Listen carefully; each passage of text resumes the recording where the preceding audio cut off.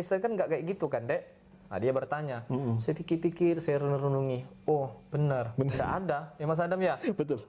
Nggak diajarkan kita dulu berwuduk, bersuci. Pokoknya pakai baju yang rapi, pakai jas, pakai baju batik, pakai baju yang sopan, masuk itu ke gereja. Pakai sepatu dan Iya, sesampai di gereja ngapain? Ya mohon maaf, ya kan? Ya yang saya alami, saya kan sering ke gereja juga, taat juga, walaupun nakal-nakal. Setiap hari Minggu saya ke gereja, bahkan saya sekolah Minggu, ya kan? Ya nyanyi-nyanyi doang, diajari nyanyi-nyanyi.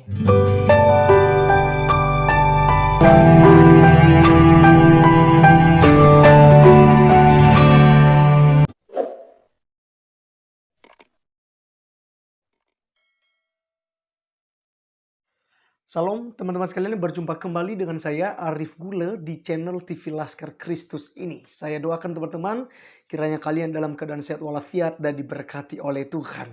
Pada kesempatan kali ini teman-teman sekalian, kita akan berapologetik lagi untuk membahas setiap fitnahan yang dilakukan oleh Ustadz Kadrun dan juga umat muslim yang asbun, asal bunyi, dan juga ya suka menjelekan kekristenan. Pada kesempatan kali ini kita akan membahas tentang Ustadz Sinaga, di mana dalam waktu yang lalu juga teman-teman sekalian pernah saya bahas di channel ini dengan satu videonya yang dikatakannya orang Kristen itu jelek-jelek semua ya. Jadi orang Islam itu ganteng-ganteng, bercahaya, wajahnya itu ya bercahaya karena sering berwudu. 5 kali sehari katanya dia sering berwudu, cuci muka, sehingga dia menjadi bersih. Namun setelah videonya itu viral teman-teman sekalian, atas penghinaannya terhadap orang Kristen, akhirnya dia meminta maaf lah ya. Dan tentu saja kita memaafkannya teman-teman sekalian. Kita ya tidak demo sini demo sana kok, seperti yang mereka lakukan ketika mereka dihina dan dinistakan ya. Walaupun sebenarnya itu juga tidak menghina dan tidak menista mereka, tapi mereka memframing sehingga mereka demo berjilid-jilid. Nah, orang Kristen tidaklah semacam itu. Pada kesempatan kali ini ya, si Ustadz Sinaga ini memberikan sebuah statement lagi yang tentunya menyindir kekristenan, menghina ajaran kekristenan, dan juga membandingkannya dengan ajarannya untuk memuji-muji ajaran Islamnya. Dan apa yang dituduhkannya teman-teman sekalian semua ngawur dan itu sama sekali tidak benar.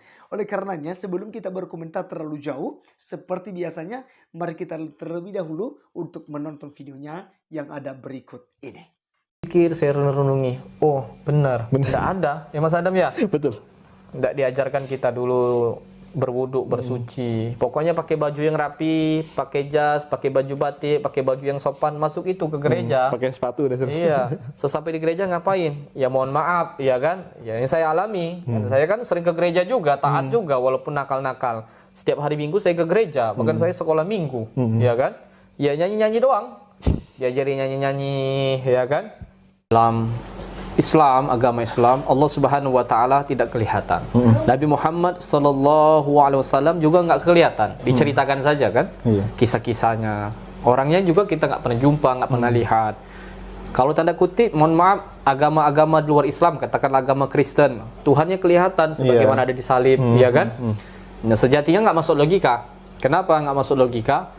Ya karena ajaran Kristen kan tahun berapa? Ya, tentu di bawah ajaran Islam, ya kan? Kita saja sekarang sudah berapa? Kurang lebih 1400 sekian Hijriah kan? Rentan Nabi Isa ke Muhammad itu kan jauh sekali loh, ratusan tahun. Nah, di zaman Nabi Muhammad saja belum ada kamera, ya kan? Belum ada ya IT, mustahil sekali di zaman Nabi Isa ada kamera. Lalu kelihatan lah, masuk jelas ya. Fotonya, bisa dipahami kan? Paham masuk. Itu kan nggak masuk akal. Nah, teman-teman sekalian, dari videonya ini kita melihat bahwasannya dia sedang membahas kekristenan dan sangat jelas-jelas ya, di sana dia sebutkan tentang ajaran-ajaran kekristenan selama dia berada dalam kekristenan. Yang pertama tadi teman-teman sekalian, dia katakan bahwasannya di dalam kekristenan itu tidak diajarkan berwudu. Ya, jelas teman-teman sekalian, dalam kekristenan tidak diajarkan, itu di Islam ya. Bagaimana saudara menyamakan itu ke ajaran Kristen ya? Karena di Kristen itu tidak dilihat dari penampilan. Tuhan tidak bisa disogok dengan kebersihan saudara. Itu yang harus kita pahami. Makanya dalam kekristenan untuk beribadah itu saudara tidak diharuskan untuk sebelum masuk ke gereja cuci muka dulu, cuci kaki, cuci ini semua. Yang diperlukan adalah hati saudara. Bagaimana hati saudara mau datang kepada Tuhan itu. Itu yang paling ditekankan dalam kekristenan. Bukan untuk cuci mukanya. Ya itu ajaran kamu ya. Jangan sama-samakan dengan ajaran kekristenan. Jadi sangat jelas ngawur teman-teman sekalian ya. Semacam ini. Jadi tidak bisa diklaim. Ya, apa yang saudara lakukan di Islam tidak boleh Anda memaksakan itu harus ada di dalam kekristenan. Yang kedua teman-teman sekalian dikatakan bahwa di Kristen, ya dulu waktu dia di Kristen, dia diajarkan di sekolah minggu. Ya, bahwasanya itu hanya menyanyi-nyanyi saja. Diajarkan nyanyi-nyanyi. Tidak ada pengajaran, tidak ada hal-hal yang disampaikan buat anak sekolah minggu. Ini ngawur.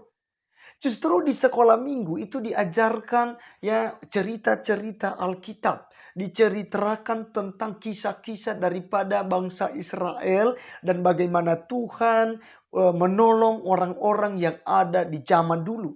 Dan juga bagaimana keselamatan yang ada di dalam Yesus Kristus. Dan juga anak-anak sekolah minggu biasanya kita ajarkan untuk memahami bahwasanya dirinya itu adalah orang berdosa dan patut untuk dihukum. Tetapi oleh karena kasih Allah yang begitu besar bagi umat manusia, bagi dunia ini, sehingga ia mengutus anaknya yang tunggal, supaya setiap orang yang percaya kepada anaknya yang tunggal itu, yaitu Tuhan Yesus Kristus, beroleh kehidupan yang kekal. Maka dia tidak akan dihukum. Jadi anak sekolah minggu diajarkan hal ini. Gitu. Bisa dicek di gereja-gereja ketika ada sekolah minggu. Ya, pasti diajarkan demikian.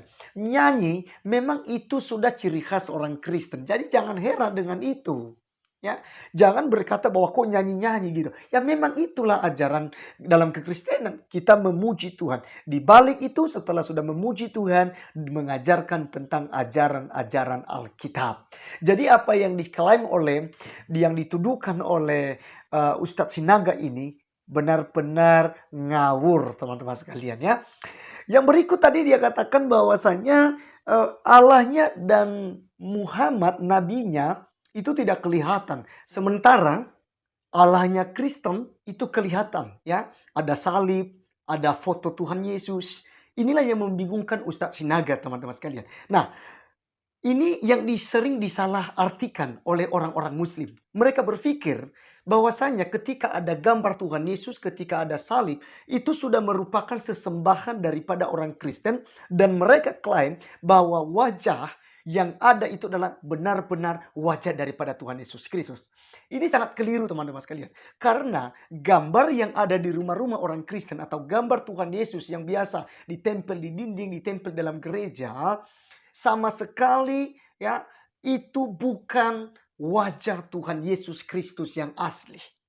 Karena gambar-gambar itu hanya karya seni dari orang-orang yang pandai untuk melukis. Tentu saja dari golongan orang Kristen, bukan dari Muslim, teman-teman sekalian. Ya, jadi apa yang ada sama orang Kristen saat ini, gambar-gambar itu bukan berarti itu Tuhannya lalu disembah-sembah ya. Ini juga yang sering dituduhkan oleh orang-orang Islam seperti Ustadz Sinaga ini. Jadi teman-teman sekalian perlu kita ketahui, mana orang bisa mereka-reka, bisa tafsir seperti apa sosok wajah daripada Tuhan Yesus Kristus. Jadi teman-teman sekalian, karya seni mereka bisa membayangkan Yesus ini terkenal sebagai orang yang sangat mengasihi. Mengasihi orang-orang berdosa. Bahkan saya dan saudara dia sangat mengasihinya. Oleh karenanya pelukis membuat sebuah lukisan seorang pria yang benar-benar penuh dengan wajah yang berbelas kasihan kepada umatnya. Yang penuh dengan kasih sayang kepada ciptaannya. Makanya jangan heran ketika saudara melihat wajah Tuhan Yesus begitu lemah lembut, begitu manisnya, dan juga senyumannya ya di foto-foto itu sangat menyegarkan hati dan jiwanya kita. Karena sudah dilukis sedemikian rupa oleh ahli seni. Nah teman-teman sekalian, perlu juga kita ketahui bahwa Jikapun ini betul bisa diprediksi wajah Tuhan Yesus, itu disebabkan karena kecanggihan teknologi saat ini. Jangankan ya barang-barang yang ada, misalnya itu kain kafan Tuhan Yesus, ya mahkota duri, juga jubah Yesus pada waktu itu, ya.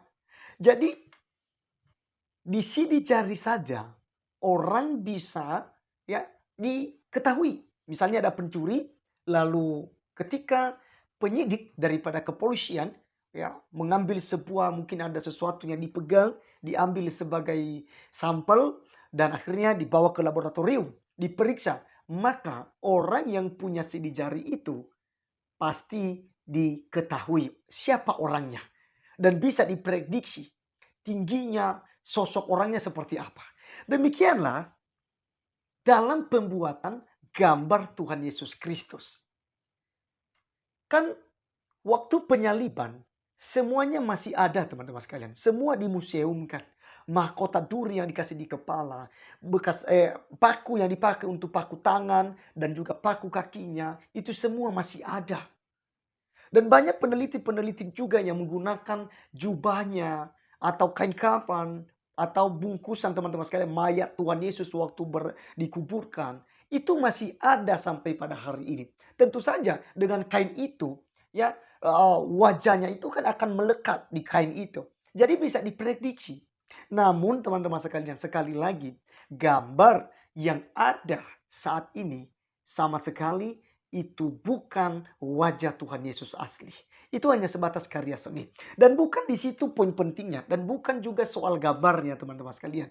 Ya, di sini yang paling terpenting dari gambar itu, orang bisa melihat ya bahwasanya sosok Tuhan Yesus itu kurang lebih seperti ini. Penuh dengan belas kasihan, penuh dengan kasih sayang seperti yang disampaikan tadi.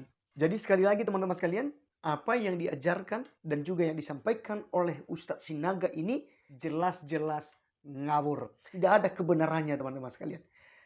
Mereka di channel Ngaji Cerdas ini seringkali mereka hanya berbincang-bincang tentang kejelekan-kejelekan kekristenan. Jadi kita maklum teman-teman sekalian, karena setan tidak akan tenang ya ketika ada orang yang mengikut Tuhan Yesus. Karena akhir-akhir ini semakin banyak orang yang berbondong-bondong masuk ke agama Kristen. Oleh karenanya, biarlah video kali ini boleh menjadi berkat buat teman-teman sekalian. Dan sampai ketemu di video saya selanjutnya. God bless you. Amin.